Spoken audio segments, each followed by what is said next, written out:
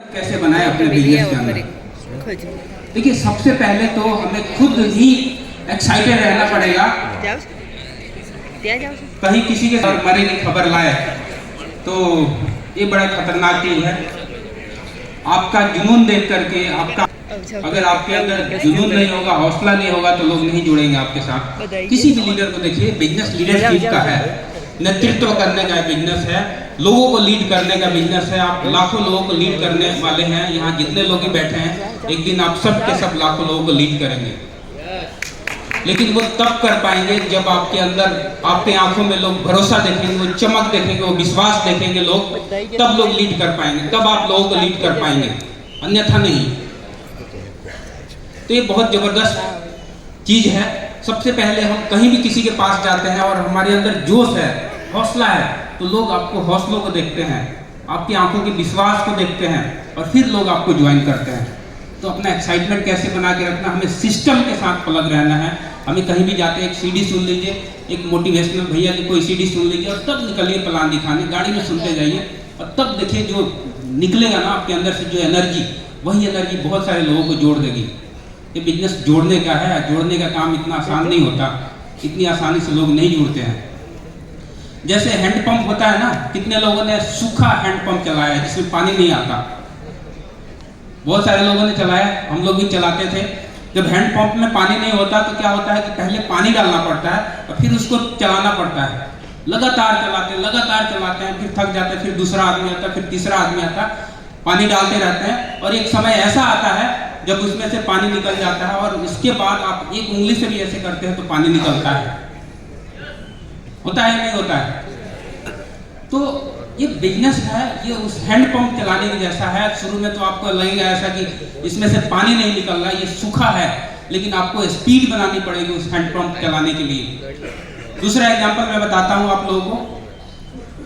जो अंतरिक्ष यान होता है ना, अंतरिक्ष यान, जैसे अंतरिक्ष चंद्रमा में जो जाते हैं, जो लोग अंतरिक्ष रॉकेट लेकर के, तो मैंने सुना था, पढ़ा था कहीं कि जब रॉकेट उड़ता है नीचे से, तो जो ग्रेविटी होती है ना पृथ्वी की, वहां तक जाते जाते 80% फ्यूल उसके खत्म हो जाते हैं। उसके बाद जब वो पार कर जाता तो सिर्फ 20% फ्यूल बचता है और 20% फ्यूल से वो चंद्रमा तक की दूरी तय कर लेता है। दोस्तों, ये जो बिजनेस है ना, उस हैंडपंप चलाने की तरह है, उस रॉकेट की तरह है। तो क्या आप अपने बिजनेस का हैंडपंप चलाने के लिए तैयार हैं? क्या आप उस ग्रेविटी से बाहर निकलने के लिए तैयार हैं? एक बार अगर उस ग्रेविटी से बाहर निकल गया ना, उसके बाद पंछी की तरह आराम से वो रॉकेट आराम से चलता है। उसमें कोई उसको जान नहीं लगानी पड़ती है। लेकिन शुरुआत में हर चीज में जान लगानी पड़ती है, हर चीज में मोमेंटम डालना पड़ता है, स्पीड डालनी पड़ती है। मोमेंटम और स्पीड का मैं क्या बताऊं, सबसे बढ़िया एग्जाम्पल तो गुजरात ही है। हम लोग सब महात्मा गांधी को जानते हैं। मैंने इतिहास में पढ़ा था, सन 1930 का समय था और महात्मा गांधी ने, अंग्रेजों ने नमक पे कानून लगा दिया था। और यहीं पे डांडी है, नवसारी डिस्ट्रिक्ट पड़ता है कहीं आसपास में, डांडी बीच है, जहाँ से नमक उठाया गांधी जी ने और उनके साथ 2, 4, 10 लोग थे और उन्होंने कानून मानने से मना कर दिया कि हम नहीं मानते कानून। और उन्होंने ऐलान कर दिया कि अब हम डांडी मार्च करेंगे, यहाँ से यात्रा करेंगे। 24 किलोमीटर की यात्रा थी। सिर्फ 78 लोग थे उनके साथ में शुरुआत के समय में। तो बहुत सारे लोगों ने बोला उनको कि मत जाओ इनके साथ, अंग्रेजों के डंडे खाने पड़ेंगे, कुछ नहीं होगा, बर्बाद हो जाओगे। लेकिन सिर्फ 78 लोगों को गांधी जी लेकर के निकले थे डांडी यात्रा पे। धीरे धीरे चलते गए, जगह जगह जो भी गांव आए रास्ते में उन्होंने मीटिंग करी, उन्होंने अपना विजन शेयर किया, उन्होंने प्लान दिखाया लोगों को कि हमारे देश का नमक, उसी पे हमें कर लगा दिया गया। सब कुछ बताया लोगों को, बताते चले गए रास्ते भर और चलते गए 78 से थोड़ा आगे बढ़े तो धीरे धीरे 700 लोग हो गए, 700 लोग से 7000 लोग हो गए, 7000 लोग से एक समय ऐसा आया जब लाखों लोग हो गए और 24 दिनों की यात्रा पूरी की और अंग्रेजों को मजबूरन नमक कानून भंग करना पड़ा। आपको क्या लगता है, गांधी जी को चैलेंज नहीं आया होगा? उनको लोगों ने ये नहीं बोला होगा, अंग्रेजों ने ये नहीं बोला होगा कि बुढ़ा क्या करेगा? बोला होगा।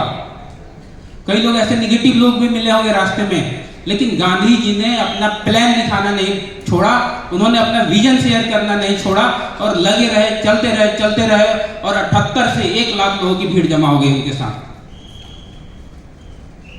अगर इस बिजनेस में भीड़ इकट्ठी करनी है ना, इस बिजनेस के अंदर अगर मोमेंटम और क्रांति पैदा करनी है ना, देखो बड़ी भीड़ जो इकट्ठा होगी ना, वो मोमेंटम और क्रांति पैदा करने से होती है। और क्रांति तभी बनेगी जब आप लगातार और निरंतर अपना विजन और स्पीड शेयर करते रहोगे अपनी।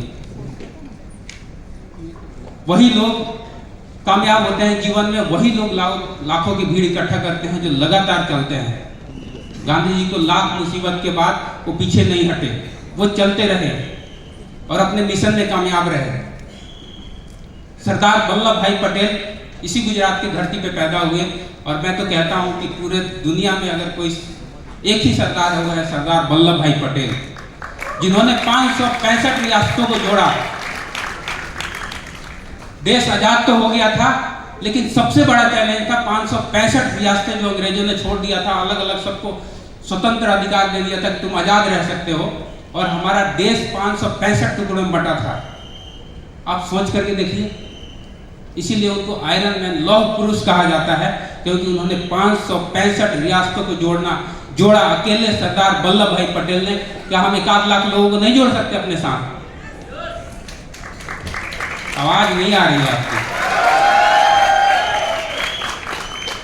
यहाँ पे एक एक बंदा जो बैठा ना, एक एक व्यक्ति बैठा ना, सरदार वल्लभ भाई पटेल जैसे बैठे हुए यहाँ पे। यस, रियल में आप सोच करके देखिए क्या उनके अंदर कैसी मोमेंटम होगी अपने देश को एकत्र करने के लिए, एक छतरी के नीचे इकट्ठा करने के लिए कैसी स्पीड होगी उनके अंदर। उनको जो भी लगा होगा, आपको क्या लगता है उनको चैलेंज नहीं आया होगा वल्लभ भाई पटेल को? उनको भी बहुत सारे चैलेंज आए होंगे, लेकिन कभी उन्होंने कभी भी हार नहीं मानी, लगे रहे। और यही सारी चीजों का नतीजा हुआ कि आज हम एक छत के नीचे, एक हिंदुस्तान है आज और एकत्र है, उत्तर से दक्षिण और पूरब से पश्चिम, पूरा हिंदुस्तान एक है। मिशन लेना पड़ेगा, क्रांतिकारी तरीके से करना पड़ेगा, अपने अंदर वो जुनून। मैं तो पढ़ा इतिहास में कि बहुत सारे लोग ऐसे हुए, जो बहुत सारे क्रांतिकारी ऐसे हुए जो घर से निकल गए और अपनी माँ को बता दिया कि बस अब मैं वापस नहीं आऊंगा और मैं भारत माँ के लिए कुर्बान हो गया, बस समझो, भूल जाओ मुझे। क्या विजन रहा होगा उनका देश को आजाद करने, क्या जुनून रहा होगा। लोगों ने तो देश की आजादी के लिए अपनी बलिदान, अपनी कुर्बानियां क्या क्या नहीं दिया है।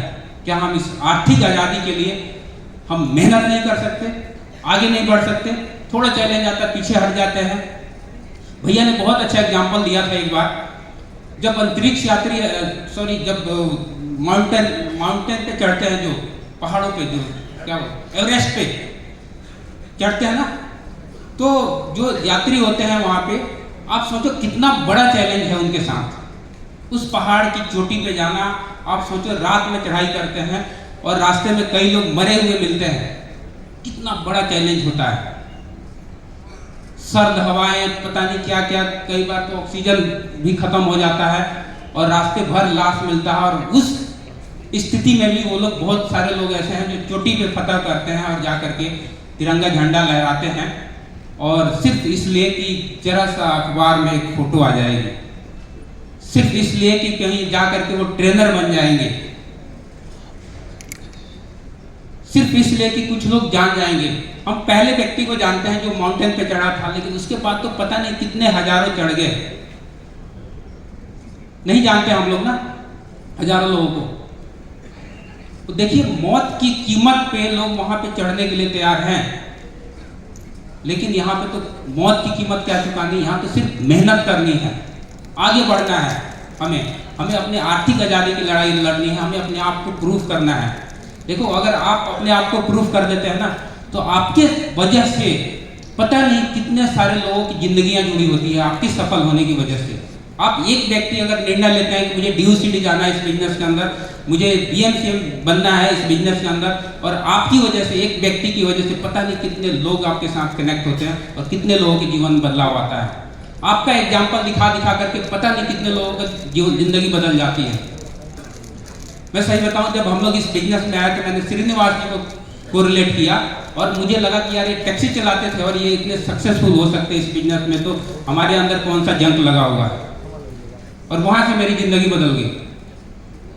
अगर श्रीनिवास जी सफल नहीं हुए होते तो आप सोचो उनको देख करके कितने सारे लोग सफल हो गए। इसीलिए आपका सफल होना जरूरी है। इसीलिए क्या इतना महान काम कर रहे हैं, इसके लिए एक्साइटमेंट नहीं होना चाहिए हमारे अंदर, मोमेंटम नहीं होना चाहिए हमारे अंदर। कितने सारे एग्जाम्पल हैं इस देश में। महात्मा गांधी ने जब दांडी मार्च यात्रा करी ना, पता है वहीं से ही अंग्रेजों का भय खत्म हो गया था। यानी कि जब आप कुछ समय चलेंगे ना और कुछ लोग आपके साथ जुड़ जाएंगे ना, तो आपको लोगों से मिलने जुलने का भय खत्म हो जाएगा। और वहीं से क्विट इंडिया मूवमेंट का रास्ता साफ हुआ था, जिसको भारत छोड़ो आंदोलन कहा जाता है। और 1942 में इतना हुजूम खड़ा कर दिया एक अकेले महात्मा गांधी जी ने, एक लाठी लेकर के पूरे दुनिया उनके, पूरे हिंदुस्तान उनके साथ खड़ा हो गया। और हर गांव में, हर गली पे, हर चौराहे पे नारे लगने लगे, अंग्रेजों भारत छोड़ो। क्या हम ऐसी आर्थिक आज़ादी के लिए लड़ाई नहीं लड़ सकते? हम नहीं कर सकते हम अपने लिए? ऐसा मोमेंटम बनाना पड़ेगा, ऐसी स्पीड बनानी पड़ेगी। आप सोचिए अगर उस समय इन लोगों ने, इन महापुरुषों ने अगर हमारे लिए वो स्पीड, मोमेंटम, वो चीज़ें नहीं की होती, तो क्या आज हम इस खुली हवा में सांस ले रहे होते? शायद इतनी बड़ी मीटिंग भी नहीं कर रहे होते, अंग्रेजों की परमिशन लेनी पड़ती। दोस्तों, बहुत ज़रूरी है हमें इस बिजनेस में स्पीड के साथ चलना, मोमेंटम के साथ चलना। आप अपनी स्पीड बढ़ाइए, लगातार चलिए, निरंतर चलिए। ज़िंदगी बहुत खूबसूरत है। एक बार मौका मिला है, ऊपर वाले ने मौका दिया है आपको ज़िंदगी जीने का। क्या पता आगे मौका मिले ना मिले, क्या पता अंदर दम रहे ना रहे, क्योंकि उम्र बढ़ रही है, धीरे धीरे काम करने की क्षमता कम होते चली जाती है।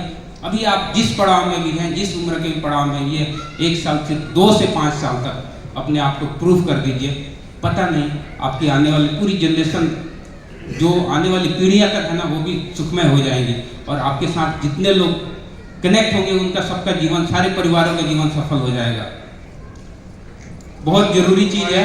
तुम्हारी जो वर्किंग होती है, तुम्हारा जो काम करने का एक्टिविटी और एक्शन है, उसके बारे में बताओ। जी जो भी चेंज किया तुमने, उससे क्या रिजल्ट आया और क्या करना चाहिए लोगों को, थोड़ा सा बताओ। Yes sir. तुम संतोष मिलकर जो करते हो, बहुत सारी लेडीज भी हैं। बिल्कुल बिल्कुल। देखिए, इस बिजनेस में हस्बैंड वाइफ का बहुत बड़ा रोल होता है। भैया ने बहुत सही चीज़ बताई। मेरी वाइफ जो है और मैं, हम दोनों मिल करके काम करते हैं, कंधा से कंधा मिला करके।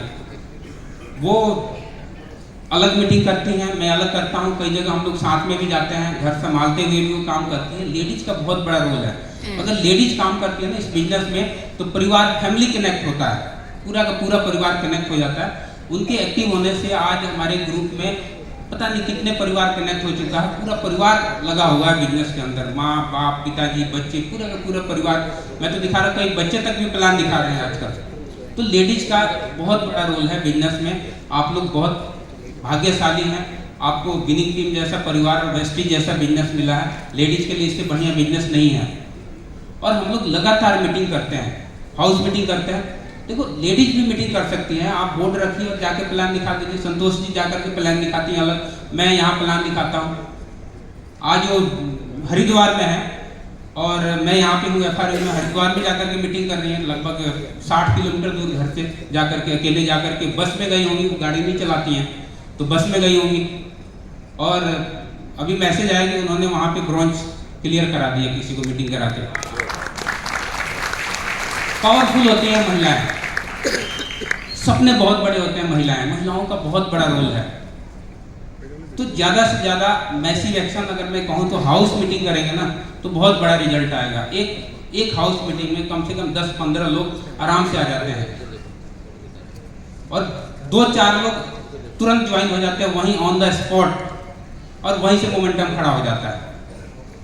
तो हाउस मीटिंग करिए, जगह जगह जाकर के 1-in-1 प्लान दिखाइए, जगह जगह जाकर के पेस मीटिंग करिए, जैसा भैया ने बताया 18 पॉइंट, यही सब काम करना है हमें। और 3 महीने के अंदर मोमेंटम खड़ा हो जाएगा। 90 दिन ही लगते हैं मोमेंटम खड़ा करने में। 90 दिन के बाद तो गाड़ी अपने आप चल पड़ेगी। भैया ने, जब हम लोग ज्वाइन हुए थे, तो भैया ने बताया था कि 90 दिन में काम हो जाएगा। तब उस समय ये बात नहीं समझ आई थी मुझे कि 90 दिन में काम कैसे होता है। तो भैया ने बोला कि 90 दिन में डायमंड चले जाओ, काम हो जाएगा।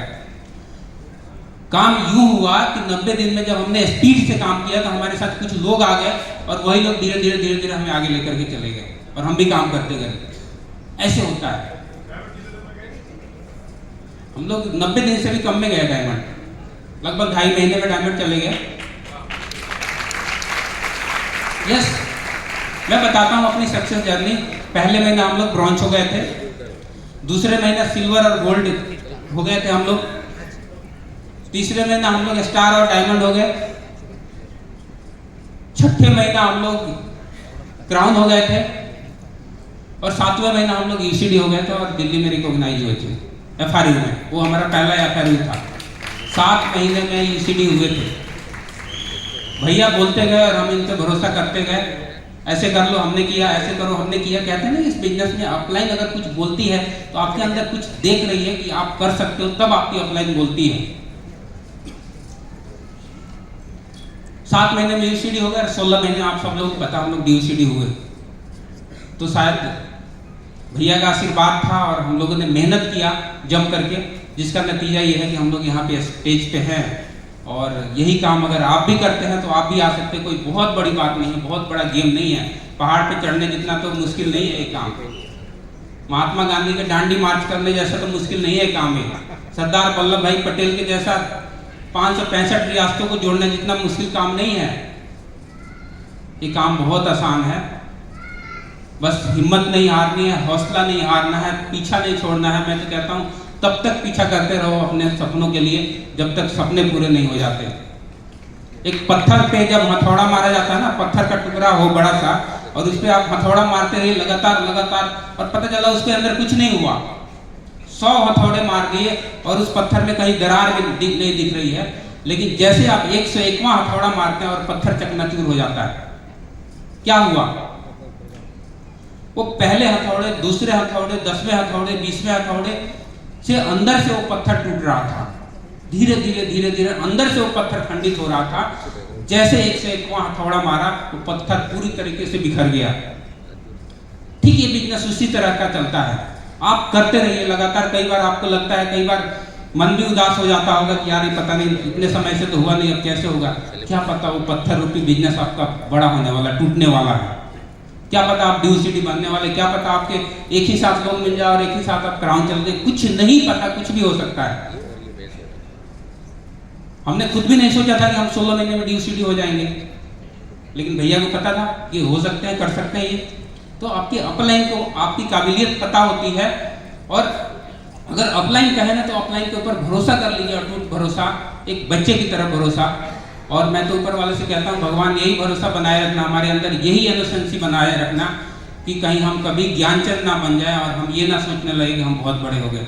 हम ऐसे करते रहेंगे तो बहुत जल्दी हम लोग BMCM भी करने जा रहे हैं, और आप लोग देखेंगे ये भी एक रिकॉर्ड बनाएंगे हम लोग, क्योंकि हमारा पत्थर टूट रहा है अंदर से और बहुत जल्दी वो बिखर जाएगा और बहुत जल्दी हम लोग BMCM बन के आएंगे और हमारी टीम में बहुत सारे डीयूसीडी आने वाले हैं। दोस्तों, बहुत आसान बिजनेस है, बहुत जबरदस्त बिजनेस है। जिंदगी बदल सकती है, पुश्तें तर सकती है, बच्चों का कैरियर अच्छा हो सकता है। आज हमें अपने बच्चों की भी टेंशन नहीं है। मैं सही बताऊं तो बच्चे क्या करेंगे नहीं करेंगे टेंशन नहीं है। हमारे बच्चे भी इसी बिजनेस में आने की तैयारी कर रहे हैं, और हमारा ड्रीम बना है कि हमें इतना बड़ा कर देना बिजनेस को कि हमें बच्चों को ज़्यादा टेंशन लेने की जरूरत नहीं है। नहीं तो लोगों को बच्चों के लिए भी टेंशन है कि मेरा बच्चा क्या करेगा। जिंदगी भर ही काम इंसान स्ट्रगल करता रहता है, नौकरी करता है, फिर अपने बच्चे को भी उसी स्ट्रगल में डाल लेता है, फिर उसके बच्चे को भी उसी स्ट्रगल में डाल लेता है। बहुत लोग तो बड़े शान से कहते हैं कि हमारे खानदान में तो बस सब नौकरी वाले हैं, सरकारी नौकरी वाले। मेरे खानदान में भी सब सरकारी नौकरी वाले हैं। मेरे पिताजी कहते थे कि बनिया का लड़का नौकरी नहीं करता, और मेरे लगभग सारे भाई नौकरी में चले गए, सरकारी नौकरी में। और मैंने बिजनेस किया। मैंने अपने पिताजी के वो शब्द मुझे याद रहे कि बनिया का लड़का नौकरी नहीं करता। और मैं सही बताऊं, 2014 का भी वो दिन था, 2013 का, जब मेरे पास कुछ नहीं था, अगले महीने का पता नहीं था कैसे चलेगा। उस समय भी मेरे माइंड में भी तक में भी नहीं आया कि मैं नौकरी करके अपना परिवार पाल लूँ। उस समय भी मैंने सोचा कि चाहे मैं सब्जी बेच लूंगा, ठेला चला लूंगा, कुछ कर लूंगा, लेकिन करूंगा, बिजनेस करूंगा।